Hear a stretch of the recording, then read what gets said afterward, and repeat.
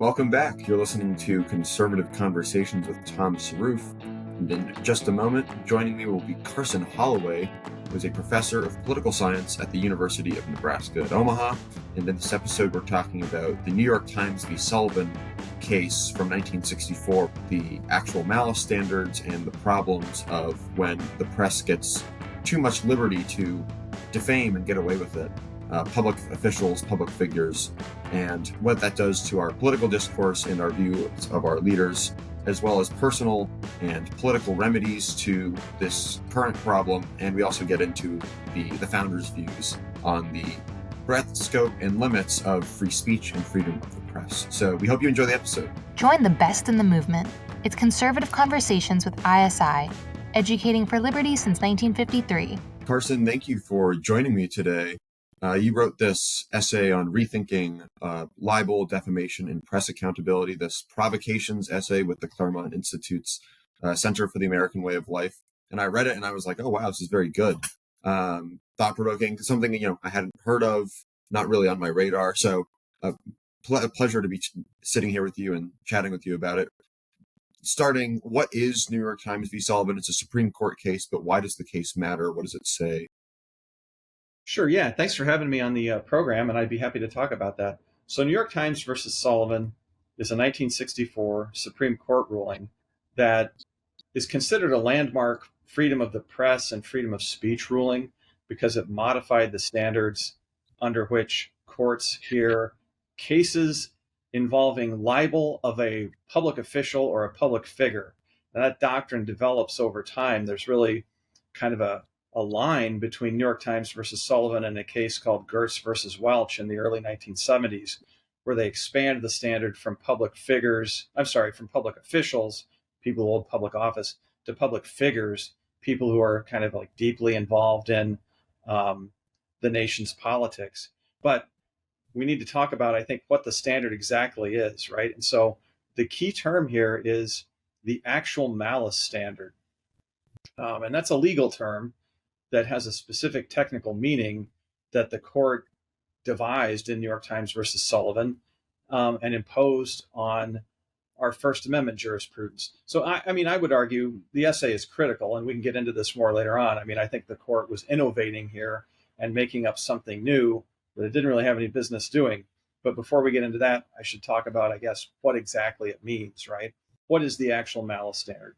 Well, basically, you can sum it up like this. Libel or defamation is when you damage somebody's reputation through false and defamatory publication or speech, right? And there's ordinary standards for that.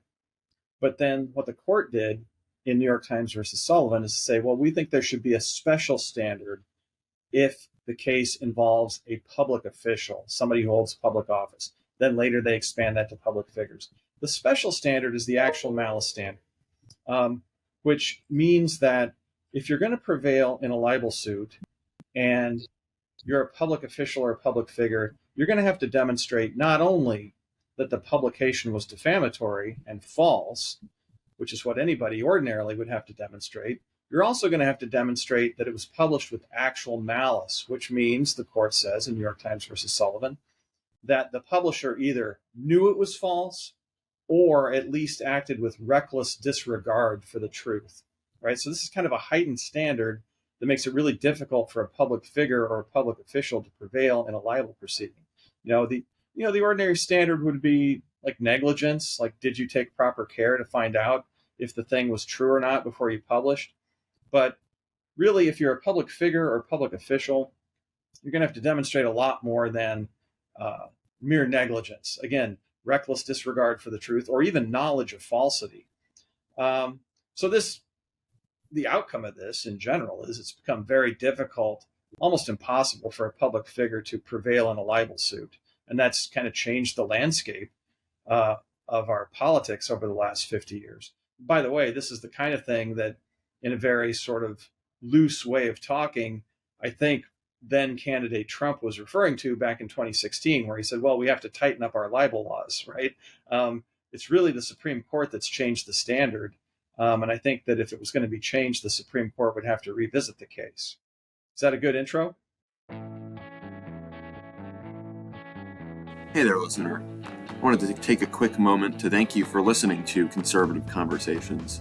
This podcast is a production of the Intercollegiate Studies Institute, and our mission here at ISI is educating for liberty. If you'd like to join us in fulfilling our mission, consider helping us by rating and reviewing this podcast on Apple Podcasts, Spotify, wherever you listen, to help us reach more listeners like yourself. Now, back to the show. Yeah, that is a good intro. And we'll touch more, I think, on actual malice, but first on the sort of public versus private figure distinction that's innovated here. Public official, that's relatively straightforward, though that's actually quite sweeping. Like, you would be a public official, right? As a professor at a public university, or no? But like, who is a public figure and who's not? Yeah, that's a great question. The court has had to deal with that. I mean, the first person that was considered a public official in New York Times versus Sullivan, if we want to talk a little bit about the factual background of that case, was L.B. Sullivan, who was a commissioner for the city of Montgomery. The case arose out of the civil rights movement. The New York Times had published a political ad by allies of Dr. Martin Luther King, and the ad was complaining about segregationist Southern politicians and the behavior of the Montgomery police. And the ad included some inaccuracies, some factual inaccuracies that reflected negatively on the Montgomery Police Department. So Sullivan, who was the commissioner in charge of the police, sued. Now, so he's a city commissioner, public official, right? I think oftentimes when people think about the actual malice doctrine, their minds go straight to the top. We think about the president of the United States. You're a public official. You're a congressman, whatever. You're a public official. But yeah, I do think probably I would not be counted as a public official because you're merely a public employee. Probably not. You're not in a policy-making you're not in a policy-making responsible position. But it is still very sweeping, right? Because you could get down to members of a local school board or a mayor of a small town or somebody like that. So public official ends up being very broad in any case. And it includes people who maybe aren't really all that powerful in relation to the news corporations that might end up defaming them. So it's a very broad category. And then, of course, public figure is figured into it later on. There's a number of cases after New York Times versus Sullivan where the court's trying to figure out just how far they're going to take this doctrine, right? And so there's all kinds of interesting distinctions that I don't need to get into too much unless you want me to. But for example, in the history of American law and English law, there is a distinction between civil libel and criminal libel, right? New York Times versus Sullivan was a civil case. Sullivan was suing the New York Times for having defamed him. But a lot of jurisdictions have had criminal libel laws as well. And so that's a thing for which you can be punished at law. And this goes all the way back to Blackstone, the great commentator on English law and on the common law. He says sometimes it's a civil thing, you get sued. Sometimes it's a criminal act, you can be prosecuted. So in the immediate aftermath of New York Times versus Sullivan, the court starts trying to figure out, as I said, just how far to take this. And immediately afterwards, there's a case called, I think, Garrison versus Louisiana, where they say, well, standards should clearly apply to criminal libel as well as civil libel. That ends up being maybe not as important going forward, even though it's, I think, theoretically important, just because there aren't that many criminal libel prosecutions in the modern period that I've ever heard about. So most of the focus then, I think, is on civil libel. But then there's some other cases involving people who were actively involved in politics but weren't actually public officials. And the question on the court as to whether you would apply this principle to them. And then finally in Gertz versus Welch, which is in 1974, the court settled on that and said, yes, we are going to apply the actual malice standard, not only to public officials, but also to public figures, but we're not going to go any further than that. And in the not going any further than that, that's worth mentioning also. The author of the opinion, New York Times versus Sullivan's William Brennan, most famous, probably most influential liberal justice on the court in his day. Ironically, a Republican appointee put on the court by President Eisenhower, but very influential as a liberal justice and a proponent of expanded standards of freedom of speech and many other things. So he wrote the court's opinion in New York Times versus Sullivan. And then in the late 60s, early 70s, he was floating out the possibility of applying that standard, the actual malice standard, not only to public officials and public figures, but to any issue of public interest. So that would sweep even more broadly, right? Even if you're caught up in something that is a public issue and you're not a public official or even a public figure, you're just the person on the street, then maybe your libel case would be held under these heightened standards. So Brennan put that out there, but the court decided not to go that far. And so I think Gertz versus Welch is really the end point in the fundamental development of the doctrine.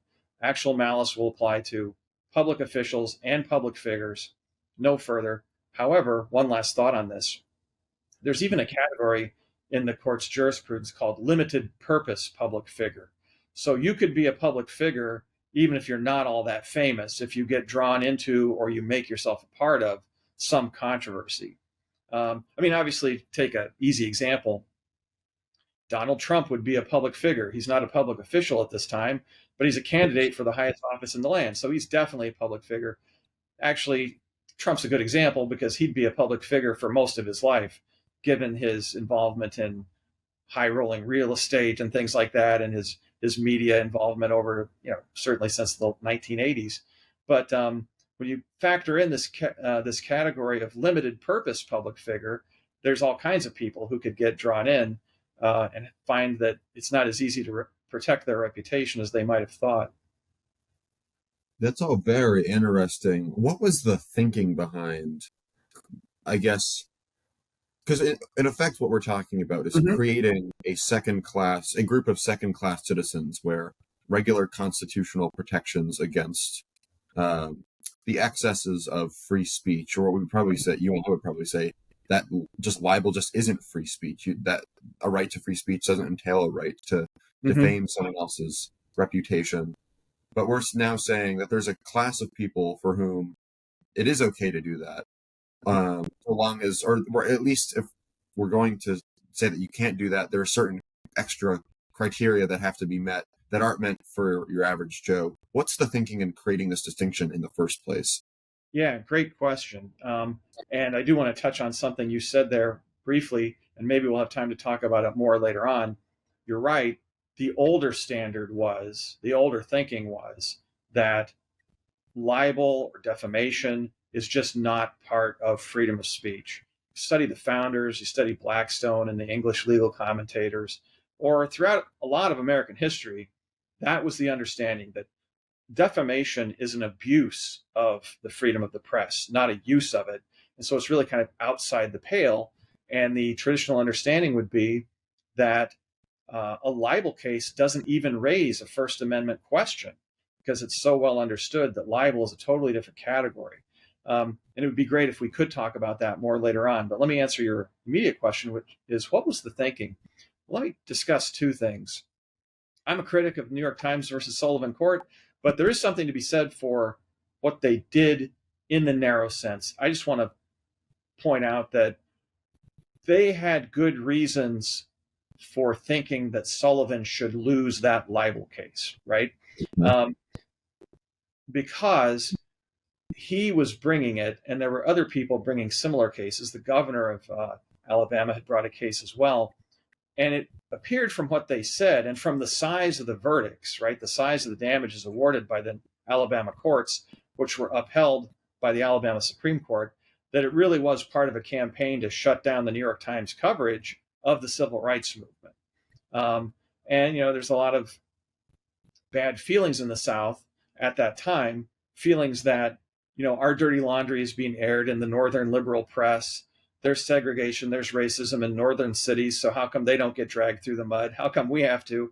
And so there was a kind of friend-enemy distinction in their thinking there, I believe, that led them to want to damage the New York Times, but it had the leading coverage at the time of the civil rights movement. So I think the court had that as a concern.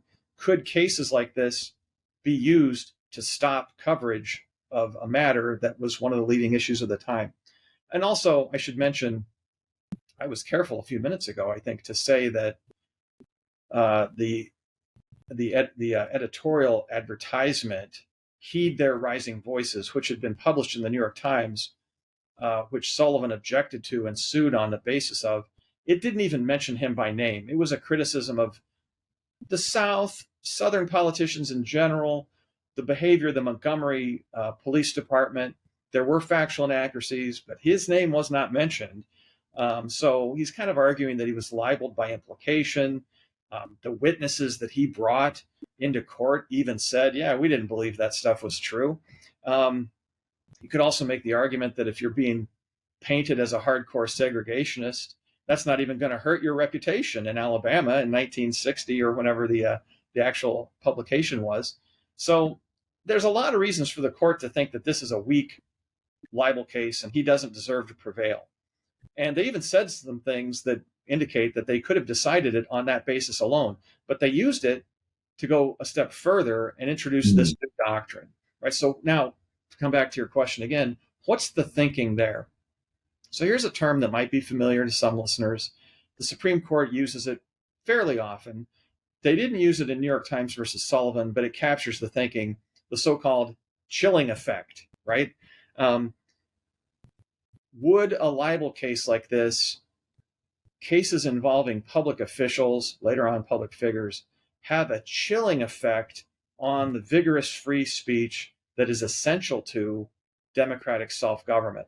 So there's a lot of argument in the Sullivan opinion about the importance of kind of free, open, often bare-knuckled debate over public issues in which public figures, public officials are often subjected to bruising criticism. And that's all part of what's essential to self-government, they think. And so they're really kind of trying to thread a needle here. Like I said, the older doctrine was libel is just not protected. They're not going to go so far as to say, well, libel's okay if it's of a public official or a public figure, but they move the weights, or how do you want to put it? They tilt the scales in that direction by coming up with a test that's very difficult for a public figure to meet, right? So that's the thinking behind it, is that we're protecting the free and open debate that's necessary for democracy to work. But at the same time, I would argue what they were doing was an innovation, because that hadn't been the standard in the past nationally. And you could argue that democracy worked just fine, even when the press was under a little more discipline than is imposed by the actual malice standard. But that's their concern, and I think that's a good point. And I should also add that argument's developed further in Gertz versus Welch. Justice Powell wrote the opinion in that case. And since I mentioned that, another argument that's made there, not so much in the original opinion, New York Times versus Sullivan, that's also part of the thinking is, not only do we need to protect the vigorous debate that I just talked about, but public officials and public figures are in a different position from ordinary people, because they're in a different position factually or empirically, and they're in a different position normatively. What Justice Powell means by that is that empirically, public figures and public officials have a better opportunity to correct falsehoods about themselves than ordinary people do. They have more access to the press, more people will listen to them. So take my example earlier about Donald Trump. He has a huge social media presence. He's a public figure. If somebody says something about him, he can correct the record on his own. But Powell says they're also in a different position normatively, because public figures have, in a way, entered the public fray and therefore tacitly consented to be objects of abuse by other people, right? They've sort of, and it's an old argument. I don't entirely agree with it, but that argument's been around for a long time. I've seen examples of that back in the 1600s in some of the English authors who were arguing against the criminal libel standards of the time, basically saying, if you want to avoid getting your reputation trashed, then just don't be a public official, right? Stay out of public life, because that's just part of the price of admission. So that's part of the thinking too, is that if you're going to go into politics, you're kind of taking this on, and that puts you in a different position from other people. I mean, fair enough. There's a little bit to be said for that. Even not George Washington, but his successors, Adams and Jefferson, they were just brutal to each other in the press. Or even if you think about the current attack ads that we see for presidential elections, can be very brutal. But I think the distinction there is these are opinions. When Adams writes about Jefferson that he has neither, I think, the vigor of a man nor the tenderness of a woman, that's Mm-hmm. not really a lie about him so much as just saying an insult published in the press, Yeah. or Trump calling Kamala Harris dangerously liberal.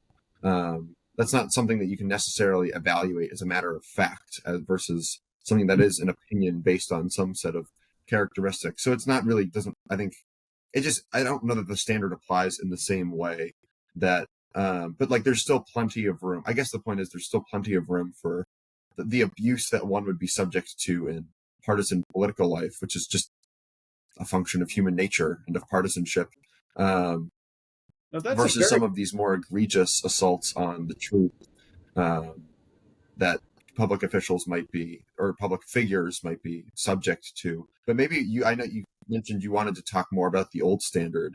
So that's actually probably a good segue into the old standard of just the principled limits and extensions of free speech and freedom of the press. And also maybe a sort of second part to that question would be, prior to New York Times v. Sullivan, what would a libel or a defamation lawsuit have looked like that was successful against a public figure or a public official? Yeah, I want to talk about that, but if you don't mind, let me just interject something on the basis of what you just said, or just a Sure. couple of thoughts. One is Washington himself took a beating in the press later on in his presidency, so he knows about this as well. But you also put your finger on a very important legal distinction, which is between opinion versus factual defamation, right?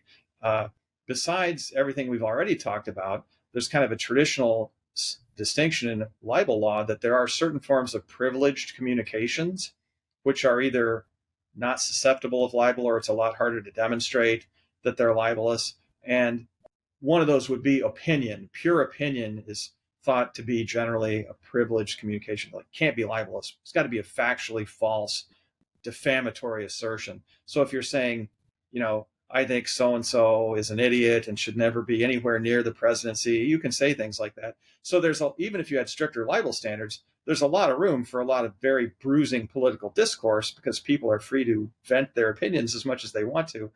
Then there's also another subtle category about mixed versus pure opinion. A mixed opinion can be libelous. That's where if you're saying something like, and Trump actually has a lawsuit that involves this principle right now. But mixed opinion would be if you said something like, I think so-and-so is absolutely corrupt, and if you'd seen what I've seen, you would think it too, right? Because then you're implying that you have some factual predicate for what you're saying. So those are some of the ins and outs of the details of American libel law. But yeah, let's go back to the other bigger question you asked, like, what is the traditional standard?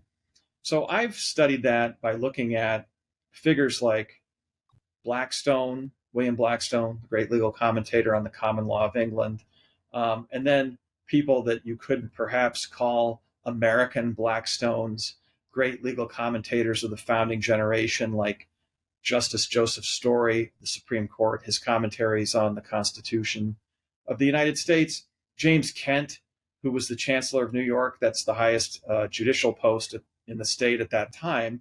Kent was a close ally and friend of Alexander Hamilton. And then James Wilson in his lectures on law, among other sources.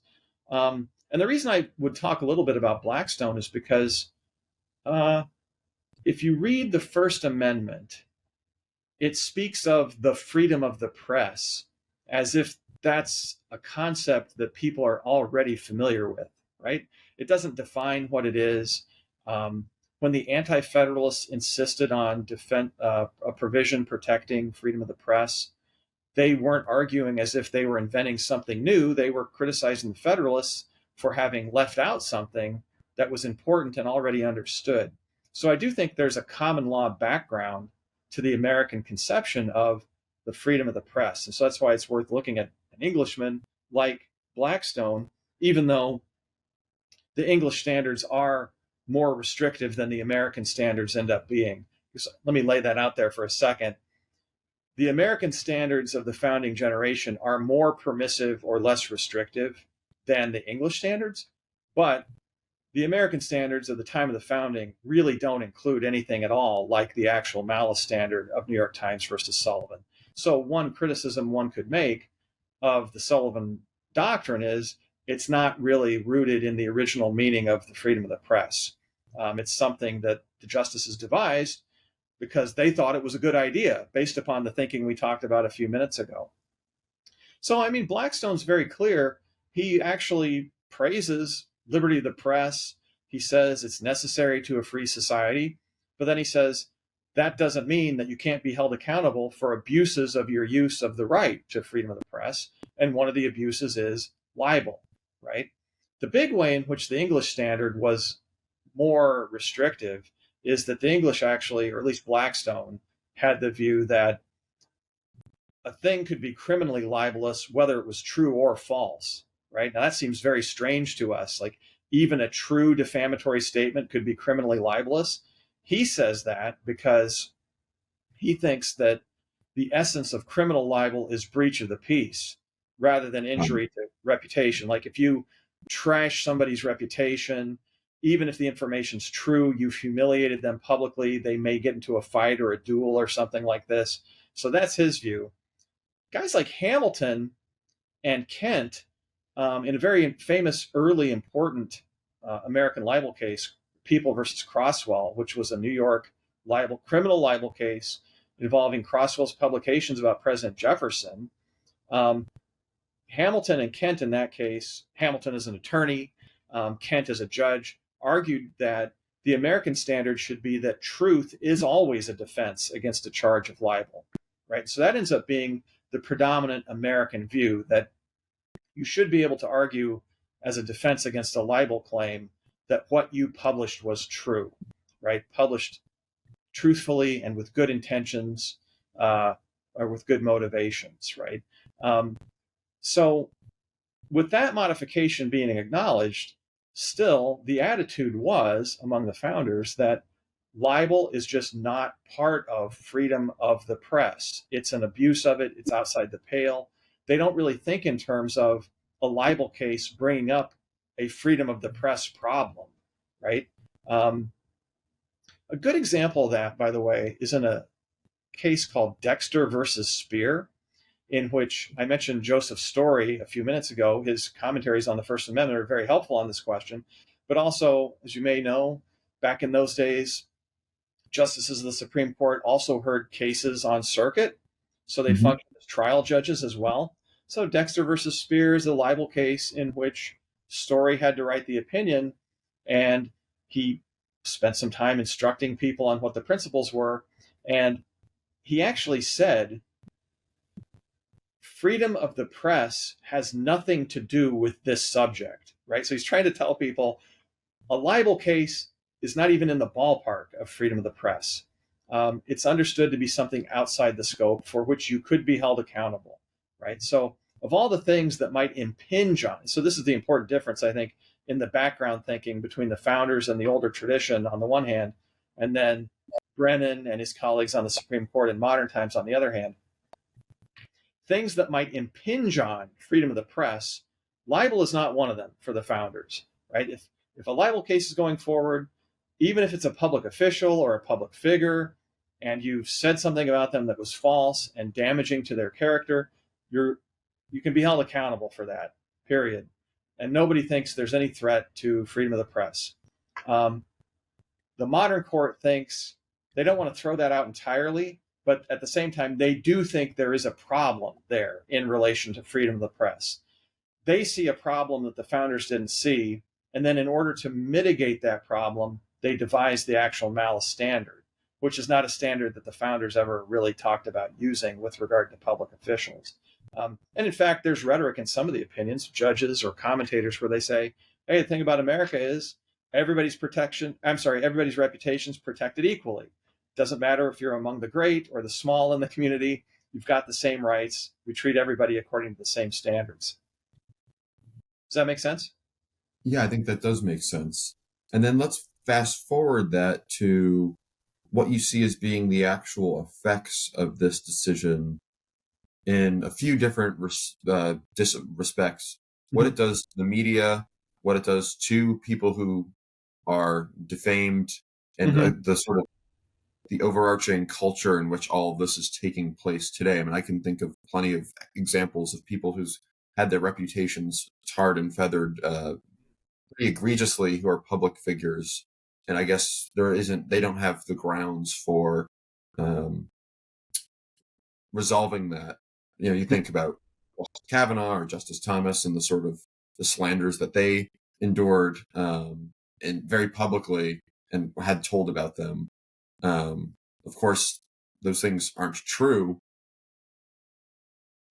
but there's no grounds for them to recover their public name, because they have this sort of this asterisk next to their legacies as having done these things that in fact did not happen. Now, those are just two examples. Right. Yeah, I think the overall effect of the Times Standard, or New York Times versus Sullivan Standard, is that it's very difficult and almost impossible, not perfectly impossible, but really hard to prevail in a libel action if you're a public official or a public figure.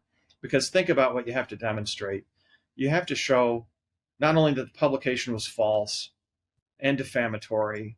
I mean, that it's defamatory might not be that hard to show, because if it's something you want to sue about in the first place, it's probably something that's embarrassing or shameful or humiliating.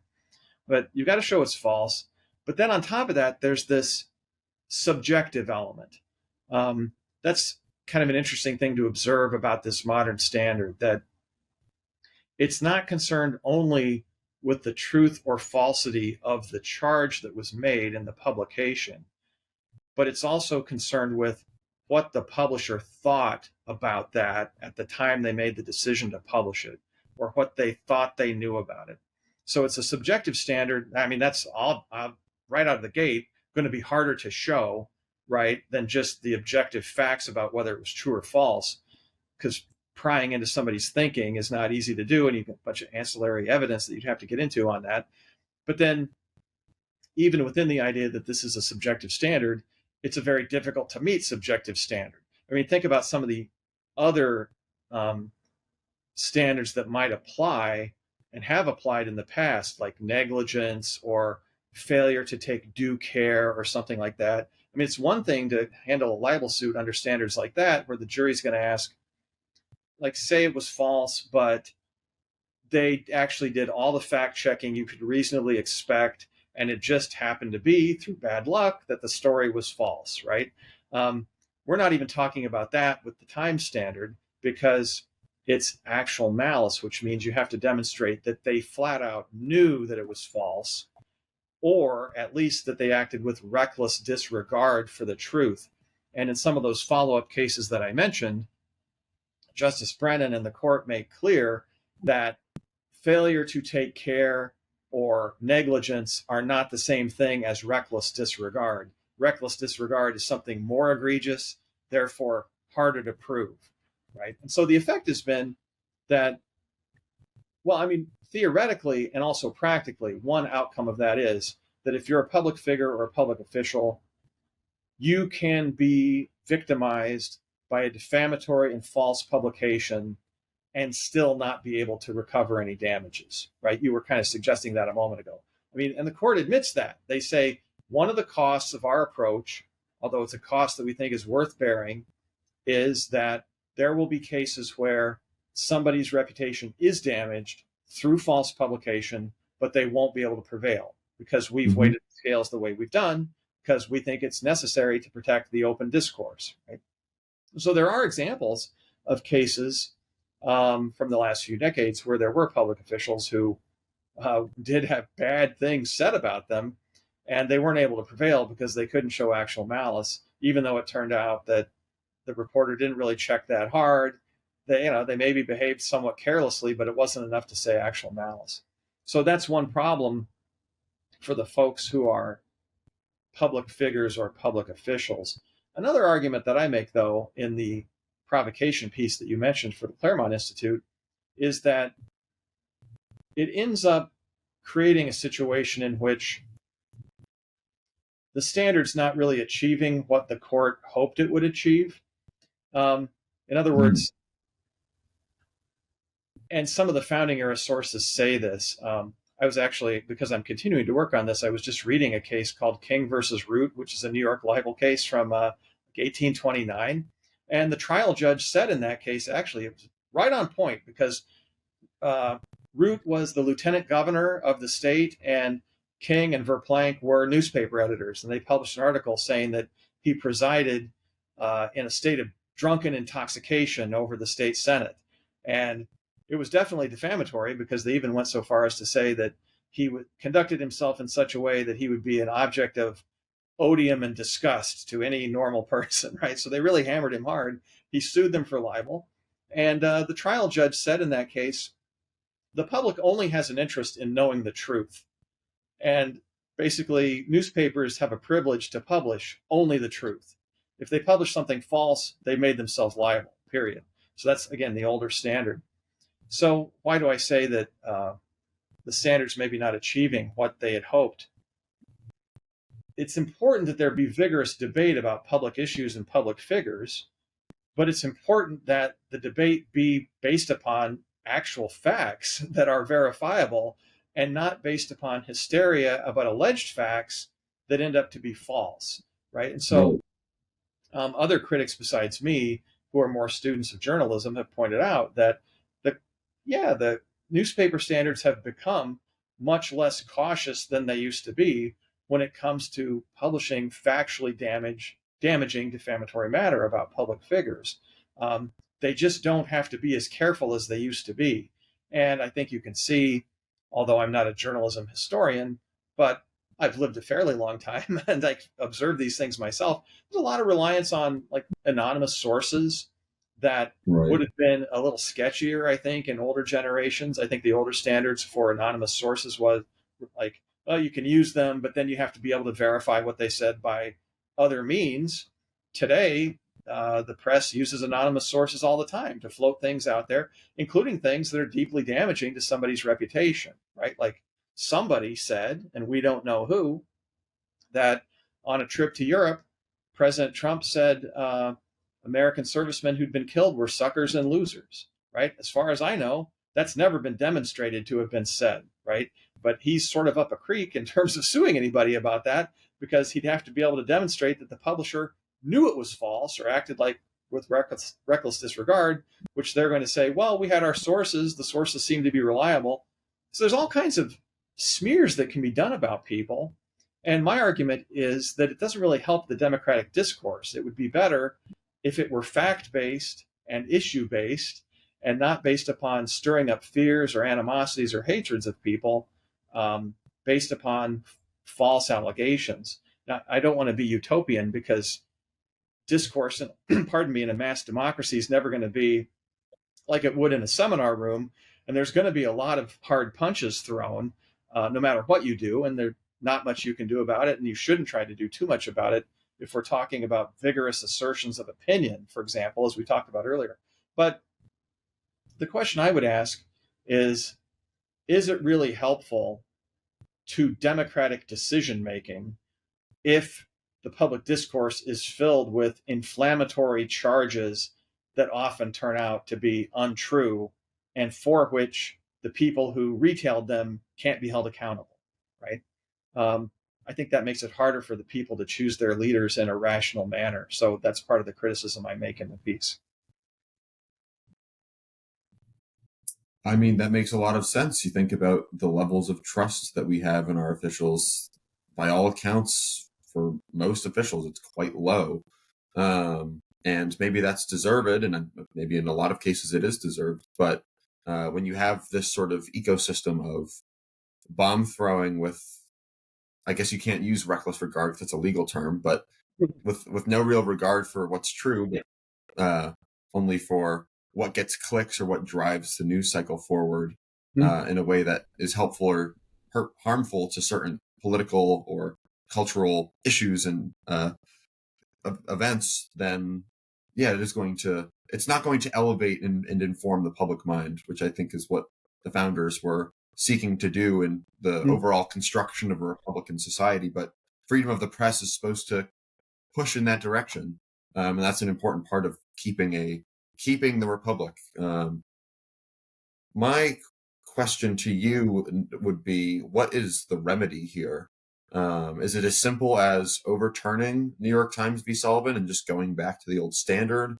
Is that possible after what's that, 60 years of the current environment that we're in? And then also maybe a technological question, does the advent of television news and social media driven news that's perpetual 24/7, that always happening, always trying to give you the story, history as it's unfolding, does that make it harder or impossible for the older standard to actually prevail or be workable in practice? Yeah, on that last part, I don't think it would make it impossible. They would just have to change their approach to what they're doing, right? Now, it is an imperative in the news business to get things quickly and to get them before Right. your competitor gets them. But there also should be an imperative that whatever you get is accurate, right? So I think there would be some caution that would have to be exercised. And if the same standards applied to everybody, then presumably no particular news outlet would be hurt in relation to their competitors, because they'd all have to do the same due diligence before they put out something that could be damaging to somebody's character. I am a critic of the New York Times versus Sullivan opinion for all the reasons I've stated, and other ones that I could state if we had more time. So, yeah, I would like to see the Supreme Court revisit the question. I'm an originalist. That, to me, is the least problematic approach to interpreting the Constitution.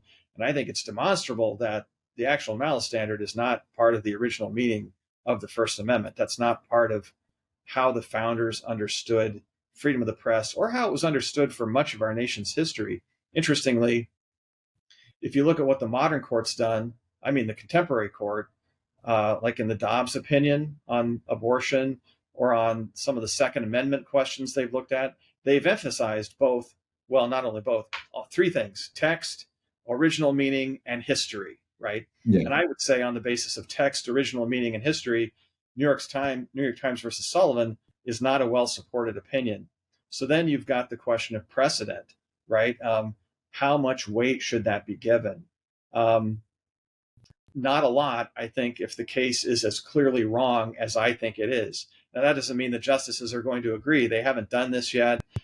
There's been a couple who've raised questions in opinions, like side opinions, concurring opinions, in cases where they were denying cert or something like that. Famously, Justice Thomas and Justice Gorsuch, right, in the last few years. Thomas raised an originalist objection to New York Times versus Sullivan. He said it's basically a made-up standard. I think he's right about that. And then in a follow-up a couple of years later, Gorsuch talked about how different things are now than they were at the time of New York Times versus Sullivan, and how the culture has become maybe too freewheeling, and it's, through social media and everything else, easy for defamatory falsehoods to just take off and go all around the world. So there might be some rethinking going on. We'll just have to see. I think it could take a period of some years. The remedy, I guess, would be ultimately for the court to revisit the question. How do you get there?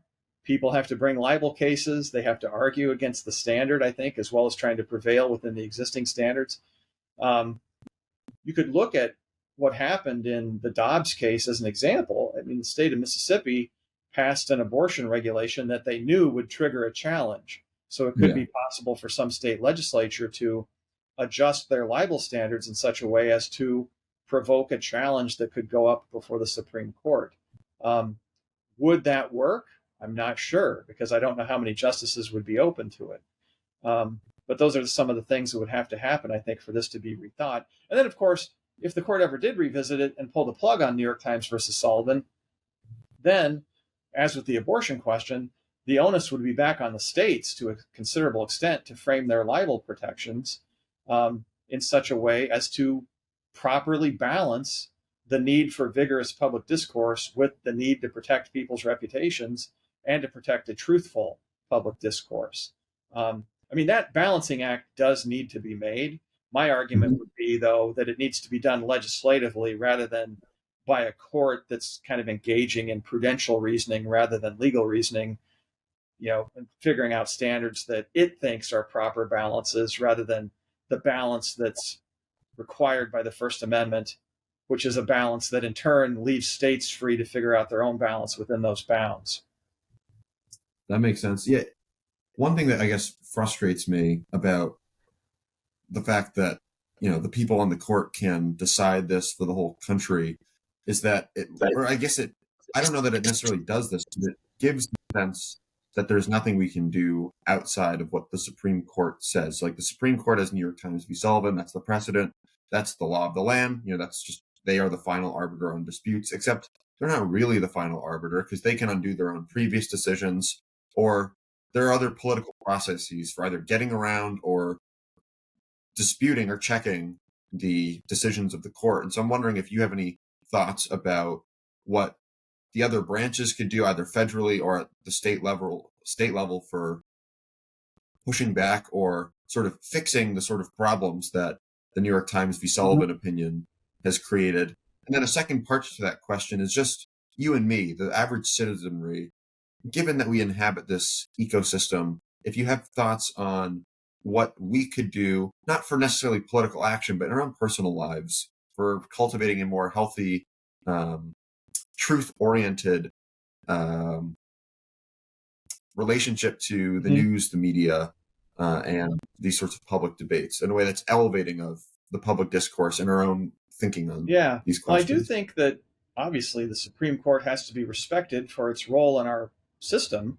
On the other hand, the court has reversed itself many times, and it probably would not have done so unless people had brought cases trying to push it to rethink what it had done, right?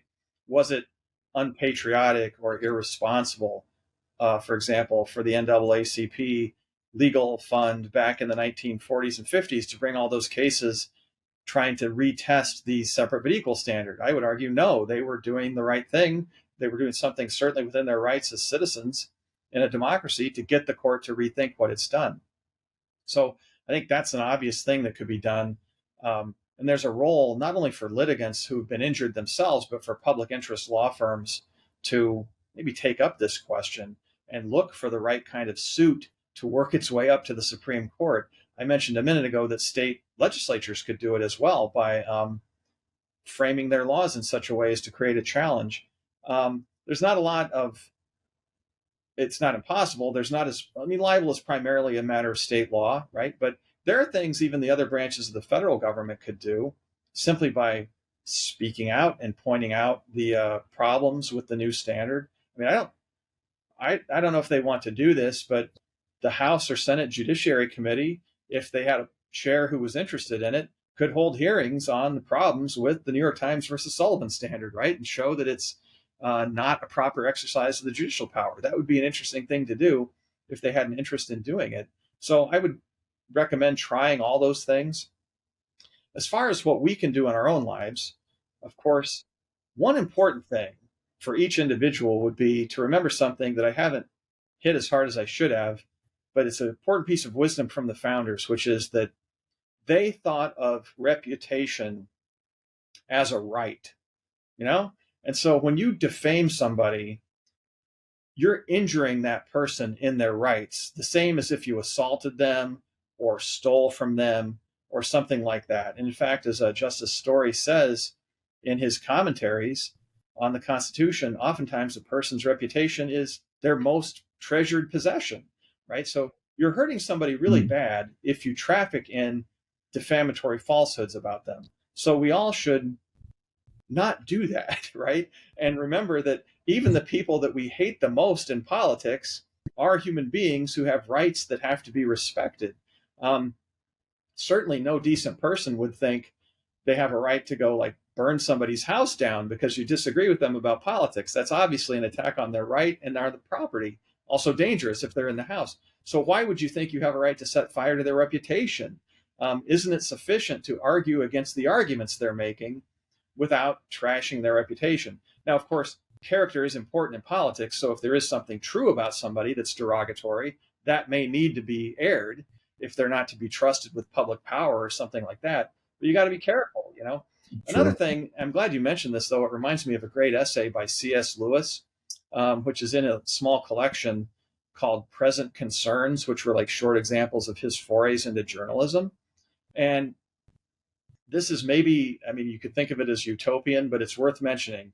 He said, one thing you ought to do on something like this is people should not buy the newspapers that traffic in this kind of stuff. That's another way in which ordinary people can at least try to make a difference is don't make use of news outlets that have a record of being careless with people's reputations.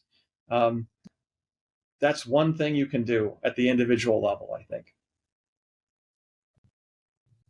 Well, that's good advice, and that's a good note to end on. Carson, thanks for coming on and laying all of this out for us. We'll plug to the provocations essay on the Claremont website. But if there's other stuff that people should be looking into, either from your work or other things that you just recommend, what should they be looking into? Hey, one thought on this. I'm not plugging myself here, but there's a great book on New York Times versus Sullivan by historian Samantha Barbas. That is a very well-researched, readable book. It's actually pro-New York Times versus Sullivan, but it's a really fascinating history of how the case came about and how it was litigated. So that's an important piece of American history if you're interested in it. Well, yeah, I'm writing for the Claremont Institute, so I've got stuff at the American Mind and places like that if you're interested in what I have to say about other things besides this question, although I'm still working on it, so I imagine I'll be doing more things on the question as well. Excellent. We'll link to that book as well. Thanks again, Carson. Thank you for listening to Conservative Conversations with ISI.